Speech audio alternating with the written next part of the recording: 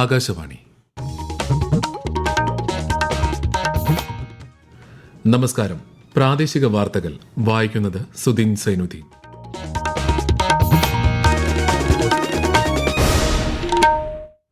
പ്രധാന വാർത്തകൾ. കായിക മേഖലയിലെ ലോകത്തെ ആദ്യ 5 രാജ്യങ്ങളിലൊന്നാവാൻ ലക്ഷ്യമിട്ട് ദേശീയ കായിക നയത്തിന് അംഗീകാരം നൽകി കേന്ദ്ര മന്ത്രിസഭായോഗം. ഏത് കാര്യത്തിലും സമയബന്ധിതമായി തീരുമാനമെടുക്കുക എന്നതാണ് ഉദ്യോഗസ്ഥർ ഏറ്റവും ശ്രദ്ധിക്കേണ്ട കാര്യമെന്ന് മേഖലാതല അവലോകന യോഗത്തിൽ മുഖ്യമന്ത്രി പിണറായി വിജയൻ. 2025 കീം എൻട്രൻസ് പരീക്ഷാ ഫലം പ്രസിദ്ധീകരിച്ചു. എഞ്ചിനീയറിംഗിൽ മൂവാറ്റുപുഴ സ്വദേശി John ഷിനോജിന് 1ാം rank.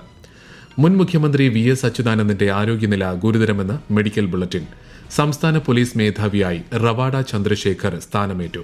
India England test cricket പരമ്പരയിലെ 2ാം മത്സരത്തിന് നാളെ തുടക്കം. വാർത്തകൾ വിശദമായി. ദേശീയ കായിക നയത്തിന് അംഗീകാരം നൽകി കേന്ദ്ര മന്ത്രിസഭായോഗം. കായിക മേഖലയിലെ ലോകത്തെ ആദ്യ 5 രാജ്യങ്ങളിലൊന്നാവാൻ നയത്തിലൂടെ ലക്ഷ്യമിടുന്നതായി മന്ത്രിസഭാ തീരുമാനങ്ങൾ വിശദീകരിച്ചുകൊണ്ട് കേന്ദ്രമന്ത്രി അശ്വിനി വൈഷ്ണവ് പറഞ്ഞു. പ്രതിഭകളെ ചെറുപ്രായത്തിൽ തന്നെ കണ്ടെത്തുന്നതിനും അടിസ്ഥാന തലത്തിൽ കായിക പരിപാടികൾക്ക് പ്രോത്സാഹനമേകുന്നതിനും ഇതിലൂടെ ഉദ്ദേശിക്കുന്നു. അന്താരാഷ്ട്ര കായിക മത്സരങ്ങൾക്ക് ഇന്ത്യയിൽ വേദി ഒരുക്കുന്നതിലൂടെ കായിക വിനോദസഞ്ചാരം വളർത്തുന്നതും പുതിയ നയത്തിന്റെ ലക്ഷ്യമാണ്. രാജ്യത്ത് കൂടുതൽ തൊഴിലവസരങ്ങൾ സൃഷ്ടിക്കുന്നതിനായി നിർമ്മാണ മേഖലയ്ക്ക് പ്രത്യേക പ്രാധാന്യം നൽകി തൊഴിൽ ബന്ധിത പാരിതോഷിക പദ്ധതിക്കും കേന്ദ്ര മന്ത്രിസഭ അംഗീകാരം നൽകി. തൊഴിൽ രംഗത്തേക്ക് ആദ്യമായി കടന്നുവരുന്നവർക്ക് പദ്ധതിയിലൂടെ പ്രതിമാസം 15,000 രൂപ വരെ വേതനം ഉറപ്പുവരുത്തും. ഓരോ തൊഴിലാളിക്കും 3,000 രൂപ നിരക്കിൽ അധിക തൊഴിൽ സൃഷ്ടിക്ക് തൊഴിലുടമകൾക്ക് 2 വർഷം വരെ സാമ്പത്തിക സഹായം നൽകും.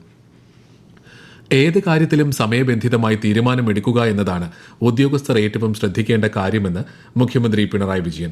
കണ്ണൂർ, കാസർഗോഡ്, കോഴിക്കോട്, വയനാട് ജില്ലകളുടെ മേഖലാതല അവലോകന യോഗത്തിന്റെ സമാപന ചടങ്ങിൽ സംസാരിക്കുകയായിരുന്നു മുഖ്യമന്ത്രി. തീരുമാനങ്ങൾ അതത് തലത്തിൽ തന്നെ എടുത്ത് പോവണം. ആ തീരുമാനം സർക്കാരിന് വേണ്ടിയുള്ളതാണെന്നും നിലവിലുള്ള നിയമവും ചട്ടവും പ്രകാരമുള്ള തീരുമാനത്തിന് കൃത്യമായ പരിരക്ഷ സർക്കാരിൽ നിന്നുണ്ടാവുമെന്നും മുഖ്യമന്ത്രി കണ്ണൂരിൽ പറഞ്ഞു.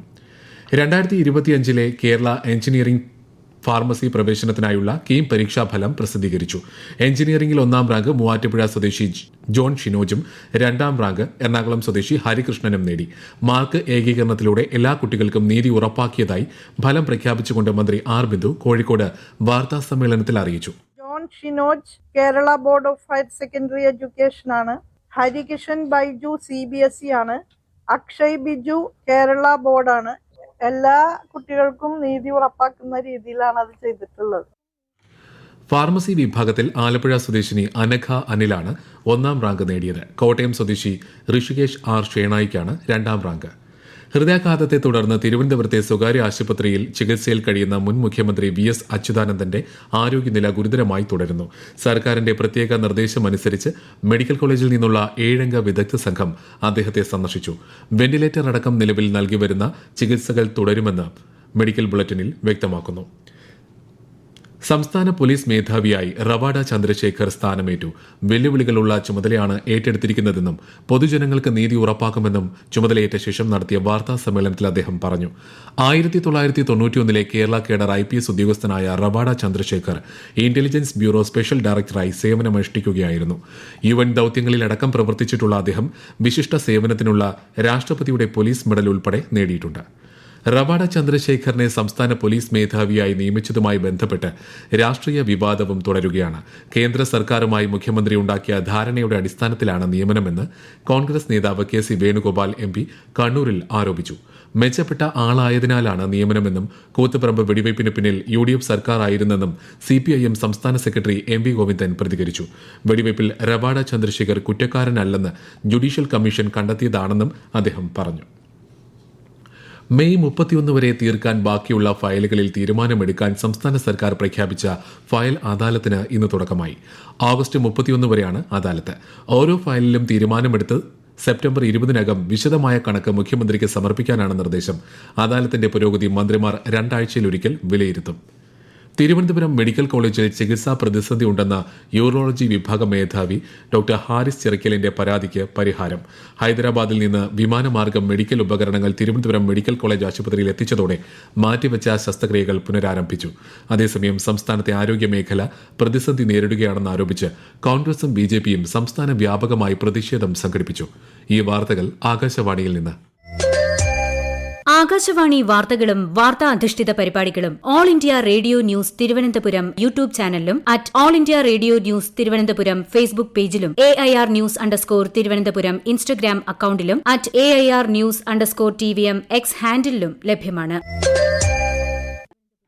പ്രകൃതിയോടും മണ്ണിനോടും മനുഷ്യൻ ഉത്തരവാദിത്ത ബോധത്തോടെ പെരുമാറണമെന്ന് കേന്ദ്ര സഹമന്ത്രി സുരേഷ് ഗോപി ഇന്ത്യൻ ഓയിൽ കോർപ്പറേഷന്റെ ആഭിമുഖ്യത്തിൽ കോട്ടയത്ത് സംഘടിപ്പിച്ച സ്വച്ഛതാ വാരാചരണം ഉദ്ഘാടനം ചെയ്യുകയായിരുന്നു അദ്ദേഹം.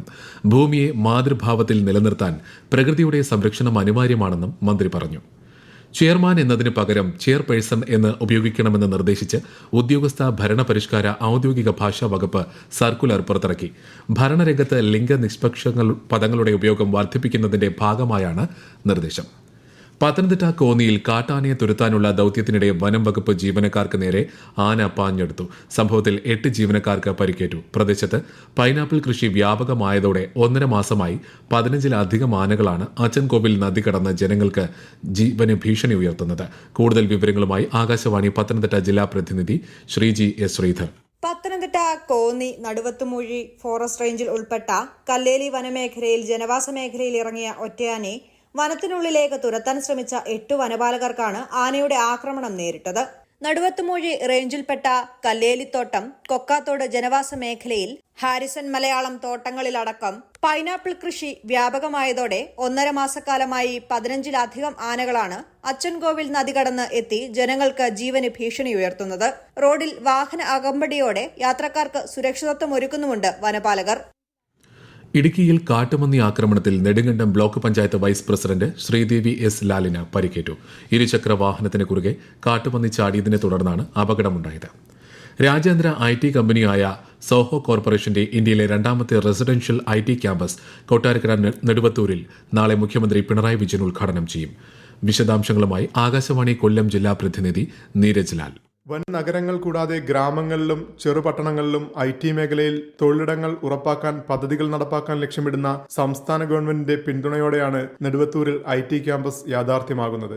1.5 വർഷം മുൻപ് കൊട്ടാരക്കര IHRD ക്യാമ്പസിൽ സ്റ്റാർട്ടപ്പ് മിഷന്റെ സഹകരണത്തോടെ സ്ഥാപിച്ച R&D കേന്ദ്രത്തിന്റെ തുടർച്ചയാണ് സോഹോയുടെ ഈ residential campus. Robotics, AI product development മേഖലകളിൽ ശ്രദ്ധ കേന്ദ്രീകരിക്കുന്ന ക്യാമ്പസിൽ ആദ്യഘട്ടത്തിൽ 250 പേർക്ക് ജോലി ലഭ്യമാകും. പ്രാദേശിക തലത്തിൽ യുവതയുടെ തൊഴിൽ നൈപുണ്യം ലക്ഷ്യമാക്കി പ്രവർത്തിക്കുന്ന സോഹോ കോർപ്പറേഷന്റെ കേരളത്തിലെ ആദ്യ IT കേന്ദ്രമാണിത്. സംസ്ഥാനത്തെ ജൂൺ മാസത്തെ റേഷൻ വിതരണം നാളെ അവസാനിക്കും. ജൂലൈ 3-ന് മാസാന്ത്യ കണക്കെടുപ്പുമായി ബന്ധപ്പെട്ട് റേഷൻ വ്യാപാരികൾക്ക് അവധിയായിരിക്കും. 4-ാം തീയതി മുതൽ ജൂലൈ മാസത്തെ റേഷൻ വിതരണം ആരംഭിക്കുമെന്നും അധികൃതർ അറിയിച്ചു. സപ്ലൈകോ സബ്സിഡി ഇനത്തിൽ നൽകി വരുന്ന ശബരി കെ റൈസിന്റെ അളവ് കൂട്ടി. ജൂലൈ മുതൽ ഓരോ കാർഡുടമയ്ക്കും കെ റൈസ് 8 കിലോ വീതം 2 തവണയായി ലഭിക്കും. കെ റൈസും പച്ചരിയും അടക്കം 10 കിലോയാണ് ഓരോ കാർഡുടമയ്ക്കും പ്രതിമാസം ലഭിക്കുക. കെ റൈസ് പരമാവധി 5 കിലോഗ്രാമും ബാക്കി പച്ചരിയുമാണ് മുൻപ് ഉൾപ്പെടുത്തിയിരുന്നത്. മട്ട, ജയ, കുറുവ ഇവയിൽ ഏതെങ്കിലും അരിയാണ് കെ റൈസായി വിതരണം ചെയ്യുന്നത്. ഇന്ത്യ-ഇംഗ്ലണ്ട് ടെസ്റ്റ് ക്രിക്കറ്റ് പരമ്പരയിലെ 2ാം മത്സരത്തിന് നാളെ തുടക്കം. ഇംഗ്ലണ്ടിലെ ബർമിംഗ്ഹാമിൽ ഇന്ത്യൻ സമയം വൈകുന്നേരം 3:30-നാണ് മത്സരം. ശുഭ്മാൻ ഗില്ലാണ് ഇന്ത്യൻ ടീമിനെ നയിക്കുക. 5 മത്സരങ്ങളടങ്ങിയ പരമ്പരയിലെ ആദ്യ ടെസ്റ്റിൽ ഇംഗ്ലണ്ടിനായിരുന്നു ജയം. 3-ാം മത്സരം ജൂലൈ 10-നാണ്. രാജ്യത്തെ ഓഹരി വിപണികളിൽ നേട്ടം. സെൻസെക്സ് 90 പോയിന്റ് ഉയർന്ന് 83,697-ലും നിഫ്റ്റി 24 പോയിന്റ് ഉയർന്ന് 25,541-ലും വ്യാപാരം അവസാനിപ്പിച്ചു. സ്വർണ്ണവിലയിൽ വർധന. പവന് 840 രൂപ ഉയർന്ന് 72,160 രൂപയും ഗ്രാമിന് 105 രൂപ ഉയർന്ന് 9,020 രൂപയുമാണ് ഇന്നത്തെ വില. സംസ്ഥാനത്ത് അടുത്ത 5 ദിവസം ഒറ്റപ്പെട്ട ശക്തമായ മഴയ്ക്ക് സാധ്യതയെന്ന് കേന്ദ്ര കാലാവസ്ഥാ വകുപ്പ്. മറ്റന്നാൾ വരെ മണിക്കൂറിൽ പരമാവധി 40 മുതൽ 50 കിലോമീറ്റർ വരെ വേഗതയിൽ കാറ്റ് ശക്തമാകാനും സാധ്യതയുണ്ട്. കോഴിക്കോട്, കണ്ണൂർ, കാസർഗോഡ് ജില്ലകളിൽ നാളെ മഞ്ഞ ജാഗ്രതയാണ്. പ്രധാന വാർത്തകൾ വീണ്ടും. കായിക മേഖലയിലെ ലോകത്തെ ആദ്യ 5 രാജ്യങ്ങളിൽ ഒന്നാവാൻ ലക്ഷ്യമിട്ട് ദേശീയ കായിക നയത്തിന് അംഗീകാരം നൽകി കേന്ദ്ര മന്ത്രിസഭായോഗം. ഏത് കാര്യത്തിലും സമയബന്ധിതമായി തീരുമാനമെടുക്കുക എന്നതാണ് ഉദ്യോഗസ്ഥർ ഏറ്റവും ശ്രദ്ധിക്കേണ്ട കാര്യമെന്ന് മേഖലാതല അവലോകന യോഗത്തിൽ മുഖ്യമന്ത്രി പിണറായി വിജയൻ. 2025-ലെ കീം എൻട്രൻസ് പരീക്ഷാഫലം പ്രസിദ്ധീകരിച്ചു. എഞ്ചിനീയറിംഗിൽ മൂവാറ്റുപുഴ സ്വദേശി ജോൺ ഷിനോജിന് 1ാം റാങ്ക്. മുൻ മുഖ്യമന്ത്രി VS അച്യുതാനന്ദന്റെ ആരോഗ്യനില ഗുരുതരമെന്ന മെഡിക്കൽ ബുള്ളറ്റിൻ. സംസ്ഥാന പോലീസ് മേധാവിയായി റവാഡ ചന്ദ്രശേഖർ സ്ഥാനമേറ്റു. ഇന്ത്യ-ഇംഗ്ലണ്ട് ടെസ്റ്റ് ക്രിക്കറ്റ് പരമ്പരയിലെ 2ാം മത്സരത്തിന് നാളെ തുടക്കം. പ്രാദേശിക വാർത്തകൾ കഴിഞ്ഞു. അടുത്ത വാർത്താ പ്രക്ഷേപണം രാത്രി 7:25-ന്.